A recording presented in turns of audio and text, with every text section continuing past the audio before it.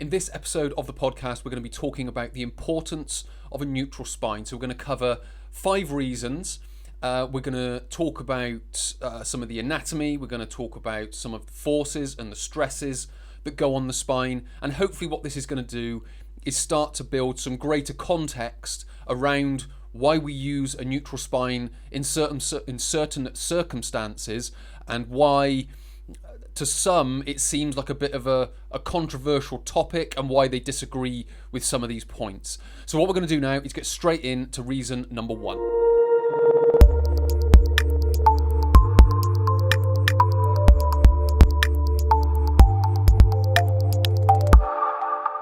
And reason number 1 is that it spreads the load more evenly across the passive tissues of the spine. So maintaining that neutral posture, so that ever so slightly inward curve of the spine. Now obviously what we're not going to be able to do is know exactly where the neutral spine is, because as some do say, there is a range to it, which there's some truth to. But what we can do is we can understand that with the slight inward curve of the spine, we are going to be in a more neutral posture than not neutral posture, if you will. So it's going to be safer to be in that position than not be in it. And what we'll do, hopefully, is help you understand why that is. So with regards to loading, or the load on the passive tissues is spread more evenly, by passive tissues, what we mean are is the vertebra, the disc, and the ligaments. And that's the passive tissue because it's passive. An active tissue is the muscle because it's acting and it's active on the spine. Whereas a passive tissue is obviously, as it is in the name, it's more passive. So it's just kind of there to offer sort of a basic structure and a basic support. So if we were to just take a bunch of vertebra and some ligaments and we just stack them on top of each other, it will give it a basic structure and it will give it a basic support, so it can manage some very small loads. We then have the active tissues around that, the muscles, the tendons and the fascia, to then bring most of the support to it. So when we talk about it spreads it more evenly, if we, for example, take L1 off of the top of the spine and we look down on the L1, L2 disc, if we were to go into a neutral posture, what we would see, if we were looking from a bird's eye view down on the disc and we could see the forces, what we would see is those forces being distributed evenly all the way around the disc in 360 degrees. When we go into a flexed posture, what will start to happen is those forces will start to come off the front of the disc and go more towards the back of the disc. So you'll have very little force going through the front of the disc, but a lot of force going through the back of the disc, which is then going to start causing damage, and by damage I mean micro traumas, micro injuries and delamination to the disc. And then what this will do over time, because this isn't going to happen in one flexed movement, this is going to happen over many flexed movements, for example, or loaded flexed movements. And then eventually the structures will fail, not because of the one movement or the one moment, but because of the many movements or many moments. And then all these micro injuries and micro traumas will start to add up, and they will start causing the problem. So a lot of this is going to go unnoticed, and then eventually it's going to be causing a problem. So by maintaining the neutral spine, you minimize your risk of all of that. So by flexing the spine, you are basically going down that road towards that problem. The more you can maintain that neutral posture or that natural inward curve, or the better you can maintain it within a sensible range, then you're going to be not going down that path as fast, or if at all. So that's when you're going to be maintaining a greater health of the spine. So in a very general sense, what we're doing is we are minimizing the load on the passive tissues. We're never going to get rid of those loads, because everyday life is a part of it. Sitting, standing, walking, lifting, carrying, pushing, pulling, getting up, rotating, all of those movements, you would have to be very vigilant, possibly a little bit robotic, to be able to do it. And what I will say here is there is a time and a place where you can bend your spine, but we're not going to talk about that now because that's not the subject of this podcast. That will be a future one. What we're talking about now is why we maintain the neutral posture, and then in the later episode we can wrap that around this neutral content, if you will. Reason 2 is that it creates neutralizing forces. Now, this is more specifically for a flexed spine. So, when we maintain a neutral posture, the muscles of the lower back and the mid back, they activate. And again, as I've mentioned, they are active tissues, so they act on the lower back to maintain greater health. And again, when we are in that neutral posture, again, the stresses on the spine from that muscle activation is distributed more evenly. Now, when we go into a flexed posture, what happens is there is an anterior shear to the spine. So if you can imagine, you've got two vertebrae that sit on top of each other with a disc in between like that. This is the front of the spine, and obviously the back of my hand is the back of the spine. Now, an anterior shear force is where, for want of a better way of describing it, it's where the vertebra on top wants to fall off the vertebra below it. So that's known as an anterior shear, is the fact that it's getting pulled forwards. So if I do that from the side, so it's kind of like that. So it's being sheared forwards like that. So when we go into a flex posture, we have that force that is trying to pull that forward. So again, that is a stress to the spine. That is a stress to the passive tissues, the ligaments, the vertebra, and the discs. Now, when we go into a neutral posture, this is where the forces are neutralized.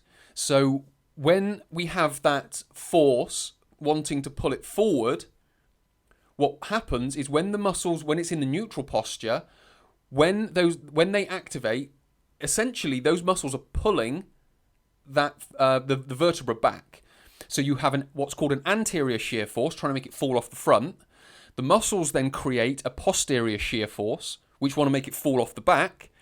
But those two together, they get neutralized, so it holds it in place. And again, that comes down to neutralizing and spreading load more evenly. Because as I mentioned at the start, if we take that vertebra off the top of the disc, and we can see the forces, we've got them coming out the front, out the back, to the left, to the right, diagonally left, right, forwards, back, so on and so forth. So all the way around in 360 degrees. When we go into the flex posture, we lose that posterior shear force.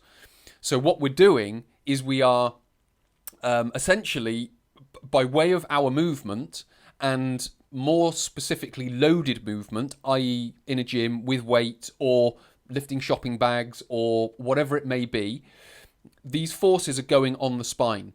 So the better we can use our spine with movement, with exercise, the more effective we're going to be at neutralizing those forces, spreading them more evenly, and therefore maintaining a greater health of the spine for longer. Because again, as I've mentioned, and I'm going to say it again, we cannot eradicate these forces. We can just minimize them. So we give ourselves the best chance to be able to, first of all, recover from any problems that we've had, but then also minimize their risk of happening in the future. And another thing I'll add here is there's no such thing as prevention, because prevention is saying it won't happen in the future. And that is a very big guarantee to put forward. And that's not something that I put forward. What I put forward is minimizing risk and doing everything we can to give ourselves the best chance of being in a healthy state than not in a healthy state. And when it comes to everyday movement, we can get pulled and pushed and we can move around, be very unconscious of how we're moving. So that's going to put us in a greater risk. So the more conscious we can be of our movement and the position of our spine, the better it's going to be. The more we can be in that position than not be in that position, because again, we're not going to be in it 24/7, 7 days a week, 365 days a year. That's unrealistic. So again, we've got to be there more often than not. And that's going to give us a greater chance. So number 2 is that it creates neutralizing forces when we go into the neutral spine. When we come out of it, again, those forces get spread across the spine unevenly, creating problems. Reason number 3 is that it can withstand greater forces. So when it's in the neutral posture, and what we're going to do here as well is we're going to include a brace to it. So when we go into a neutral posture and then stiffen or brace the abdominals, it can withstand a greater force than when it's in a flexed position and stiffened, but also when it's just in a flexed position. So what does this mean? So let's say we're lifting a weight from the floor, be it a shopping bag, be it a baby, be it a heavy weight or a light weight in the gym. There are essentially 3 options that we can have. The best option, which I've kind of been describing as we go, is that neutral posture. So what we're doing is we're setting the spine in place for the forces to be distributed evenly across it. When we then add the brace to it, what we then do is essentially lock that position in. Yes, there are going to be greater forces because of the load that we're going to be lifting and because of the muscle activation that we have around it, but essentially that neutral posture can withstand those greater loads. And then when you put all of that together with the whole that is greater than the sum of its parts, with all the muscles and the abdominal fascia, the thoracolumbar fascia, which is essentially the same thing, when you put all that together, you create one unit that will be able to manage and withstand any greater forces. So, number 1, as I mentioned, is being in a neutral posture and lifting. The second option, if option number 1 isn't available to you for whatever reason, because of the position the object in or because of the posture that you need to get into because it's awkward, it's in the back of a car, whatever it may be, it's not a simple lift from the floor and I can manage where I lift it. So if the spine has to flex, then what we need to be able to do is brace around it, because the brace is what's giving it that ability to withstand a greater force. So if it goes into a slightly flexed position, that's more advantageous than going into a fully flexed position and bracing, because neutral spine with a brace is number 1. Flexed spine or mildly flexed spine with a brace is number 2. Fully flexed spine with a brace is number 3. And then sort of the worst option is to go into that lift, go into flexion, come out of flexion and possibly into extension, and then pop the weight back down and do it again. Fully flexed, open back out. So that movement without much of an abdominal brace is going to cause the most problems. So when we go into the neutral spine, there are also, which we're going to talk about later, there are also some other things. We need to be able to hinge at the hip. So for example, if we're in a very controlled environment and we're doing a deadlift, so a deadlift is where the weight is on the floor, it's a dead weight on the floor and we're lifting it up into a standing position. If we can get down there with a neutral spine, brace and sort of full hip hinge, full hip flexion and maintain that position, that's going to be the best position we can be in. If we've got the weight on the floor, but we can't get down there with a neutral spine because we don't have range of movement at the hips, long term, we want to get range of movement at the hips so we can maintain position of the spine. In the short term, depending on why and what, if there's a competition that's happening tomorrow and we need to do some lifts, then okay, there may be some reason for flexing the spine, but we need to brace around it. But again, longer term strategy would be, instead of trying to get down into there with a flexed spine, lift the weight up so you maintain the neutral spine. So we don't have to go down into the hips. In the meantime, we're working on flexion of the hip, being able to flex the hip so we can get down there. We may also be training with a very light weight on trying to get down there and using the position as a form of stretching to get down there. So there are many different options about how we can get down into the hips and how we can sort of build the competency of the spine and the capacity of the spine to withstand greater load. But in the meantime, for the short term, it's more advantageous to lift the weight off the floor instead of persisting with keeping the weight on the floor with a flexed spine, it's more advantageous to lift it up and maintain the neutral spine. So that's how we're going to be able to withstand greater load. And then that will be able to be transferred out into everyday life where we're lifting our shopping bags up, where we may need to flex the spine mildly or fully. And again, with that in mind, with regards to the brace, we need to brace appropriately. If it's a heavy weight, we need a heavy brace. If it's a lightweight, we need a light brace. So all of that is going to help us withstand this greater force that's going through the spine. But as I've mentioned, the neutral spine will withstand the greatest forces with a brace, as opposed to a mildly flexed spine or a fully flexed spine. So number 3 is it can withstand greater forces. Number 4 is that it reduces risk of injury. So we've talked a lot about various different parts, but just to summarize those different parts that I've discussed, the discs are in a safer position, which goes back to what I was talking about at the start when we take it off. When we go into the flexed position, you've got that sort of gel-like fluid in the middle of the disc. When we go into a flexed position, that gel-like fluid gets pushed to the back because of those forces. It delaminates the disc and eventually can arrive and turn into a bulging, prolapsed, or fully herniated disc. When we go into the neutral position, as I mentioned, those forces are more evenly distributed on the front, on the back, on the left, on the right, and diagonally 360 degrees.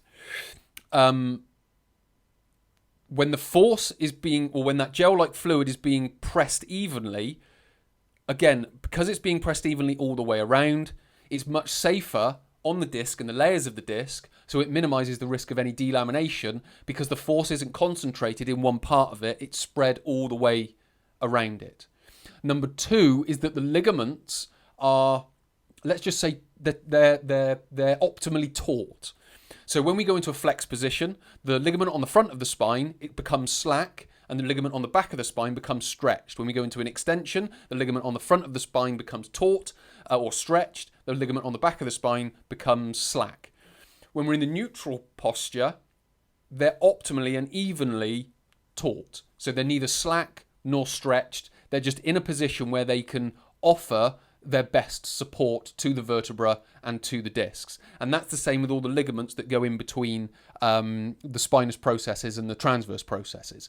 So we want to be able to optimize those forces that, and the tautness, if you will, that's going through the ligaments that then sort of builds out. So you've got the vertebra in the optimal position, you've got the ligaments in the optimal position, you've got the discs in the optimal position, you've then got the muscles that activate around that to hold that position. And then the forces are all distributed across all of those passive tissues and the active tissues, and they're then able to make the most of that and essentially build the health of the spine, because the body will react to those stresses in a positive way if those stresses aren't overloading the spine. If you overload the spine and continually overload the spine, it won't recover. Just like a muscle, you've got to stress a muscle to be able to build it. But if you overstress it, the muscle will fail, and fail in the form of a rupture, a pulled muscle, whatever it may be. And it's the same with the passive tissues. If you overstress them, they'll eventually injure or fail and injure. But if you overstress them and allow them to recover, they'll be able to essentially build the health, the optimal health of the spine. And that's the way that we need to think about it. What we then get are, as I've said, shear forces are neutralized. So the anterior shear and the posterior shear, they're neutralized. Again, those stresses, if used correctly, will build the spine rather than break it down. But that means not only putting it in the right place, it's giving it the right dosage as well. Because again, you can put it in the right place, you can put it in the neutral, but if you just keep loading and loading and loading and loading and loading and loading, eventually there's going to be some degree of failure there. So, and that's something, again, that we have to watch. So we have to be mindful of all these things that we're doing to the spine, and the posture is one of them, which is the quality of movement, and then the dosage of that, which is the quantity of movement that we give it. That's going to help build us that healthy spine. But with regards to sort of the forces on the spine, these shear forces become neutralized, and then finally compressive forces are reduced. And the compressive forces are the ones coming down or up through the spine, the ones that are compressing it together. Again, those are reduced in that neutral spine because it's able to spread it around. So you've got the shear forces going back and forth, and you will have lateral shears as well, depending on the type of movement that it is.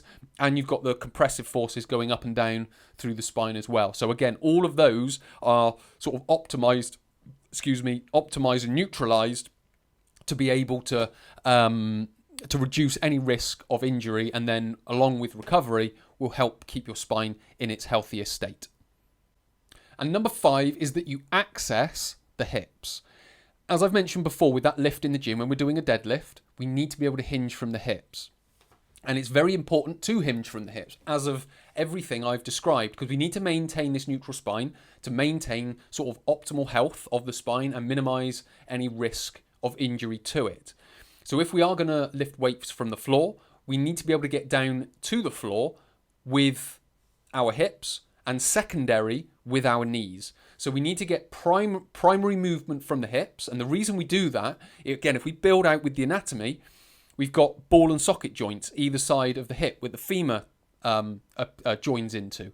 These are called freely movable joints. The joints of the spine are called slightly movable. So we can start to even see, just by the label that they've been given, that movement should be occurring at the hip. So we've got these ball and socket joints, we've got huge range of movement, or they should have huge range of movement, and what they've also got are big powerful muscles around them, in so much as the glutes. So when we flex, we go back into the hips, and then when we extend, we access the glute muscles to be able to lift the weight. And again, they are much more bigger and much more powerful than erector spinae muscles. So we need to be able to access the hips when we're lifting, when we're carrying, when we're pushing, when we're pulling, when we're getting up, when we're rotating. So all these different movements need to come from the hip. And then the spine needs to be in its position so it can transfer that load or transfer that force to wherever it needs to go. I.e., if it's a lift, it's back down through the floor or through the legs, through the feet and into the floor. It needs to be able to manage any weak links. So we need to maintain that position of the neutral spine so we don't have those weak links, which are going to be energy leaks. And if it's a more sporting performance, which requires the use of the arms, for example, a golf swing, a boxer's punch, or a tennis swing, that force needs to be generated in the hips, transferred through the core, down the arm, into the racket or club or fist or whatever it may be, to then be able to produce the shot that they want to produce. But all of that requires this neutral spine. Now, there are some caveats to that. So, stick questions down in the comment section below if you want. But there are caveats to that, and the spine can move in those scenarios, but it has to be done in a specific way.